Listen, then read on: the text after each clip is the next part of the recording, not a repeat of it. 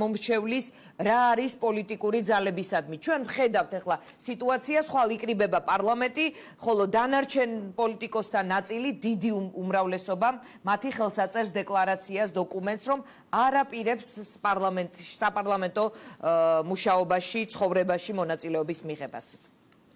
მოგესალმებით დიანა, დიდი მადლობა მოწვევისთვის და დიდი მადლობა ქართულ-ამერიკული უნივერსიტეტის სტუდენტებს, რომლებმაც გამომიშვეს 10 წუთით თქვენთან შესახვედრად. რაც შეეხება ჩემს დაკვეთას, ჩემი როგორც რიგითი ამომრჩევლის დაკვეთა არის, რომ საქართველოში სოციალისტური პარტია არსებობდეს, ან მემარცხენე პარტია არსებობდეს, ესეთი არ არსებობს. მაგრამ ვისაც მე მივეცი ხმა მის მიმართ დაკვეთა, პირველივე დღიდან ასეთია, რომ ისინი შევიდნენ საქართველოს პარლამენტში.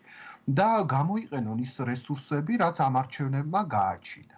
მე შორს ვარ იმ აზრისგან, რომ ეს არჩევნები იდეალურად ჩატარდა, მე თვითონ შევესწარი, თქვათ, რამდენიმე ღია მანიპულაციას არჩევნების შედეგების შეცვლის თვალსაზრისით. ბევრი ხარვეზი ჰქონდა ამ არჩევნებს, მაგრამ ფაქტი არის ერთი რამ, რომ ოპოზიცია არის ძალიან მძლავრად წარმოდგენილი საქართველოს პარლამენტში, თუნდაც ასეთი შედეგებით. ფაქტი არის ერთი რამ, რომ ეს საზოგადოება არ არის მზად ნაციონალური მოძრაობის ხელმძღვანელობით მართული კოალიციის პირობებში ცხოვრებისთვის. შესაბამისად, ოპოზიციურმა პარტიებმა უნდა გამოიყენონ ეს გაზრდილი შესაძლებლობა. ქართული ოცნება ძალიან დასუსტებულია, 50%-ზე მეტმა არ მისცა ხმა, ბევრი ხარვეზით მოიპოვეს ის შედეგი, რაც მოიპოვეს. 60 დეპუტატი. აი, ამიტომ ესეც არის ოპოზიციის არგუმენტი. წეღან ხაზარაძე მამუკა იყო ჩვენი სტუმარი, რომელიც ამბობდა, რომ აი ამ ტყულში და ფარსში არ მინდა მონაწილეობის მიღება. ეს არგუმენტი რამდენად შეიძლება იყოს საპირწონე იქ არ შესვლის.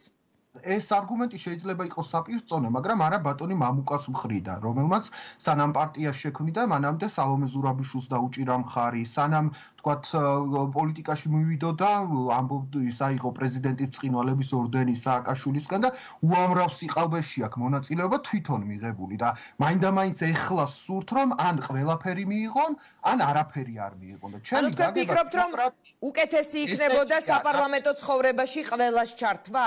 რომ წონა ოპოზიციის რაოდენობის მიუხედავად პოლიტიკური გაცილებით მეტი იქნებოდა?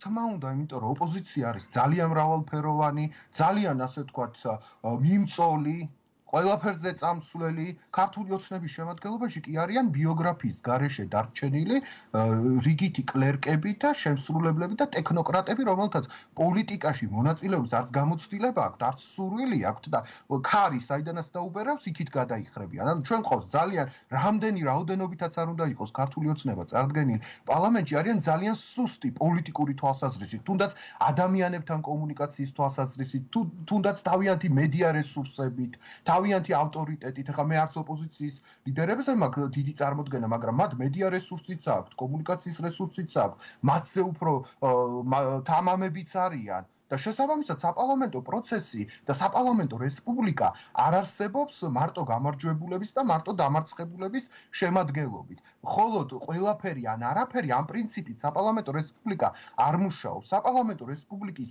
პრინციპი მთავარი არის სწორედ ეს მონაწილეობა, ბრძოლა თუნდაც უმცირესობიდან. კი ბატონო, ლევან გაუძალასთან დაპირისპირება და ამის რესურსი აქ ამ ოპოზიციას, მაგრამ ოპოზიციაში ტონს იძლევა ნაციონალური მოძრაობა, რომელისთვისაც არსებობს ერთადერთი მიზანი, რომ თვითონ იყვნენ ხელისუფლებაში აბსოლუტური უმრავლესობით ან თავის მიერ შექმნილი პარტიების შემადგენლობით და თუ ესე არ იქნებიან უმრავლესობაშიც, მაშინ დაქცეულა ეს ქვეყანა. აი ეს ლევან, დიდი მადლობა, თანაბრად უნდა გადავანაწილოთ, რომ მადლობა ლევან ლორთქიფანიძე.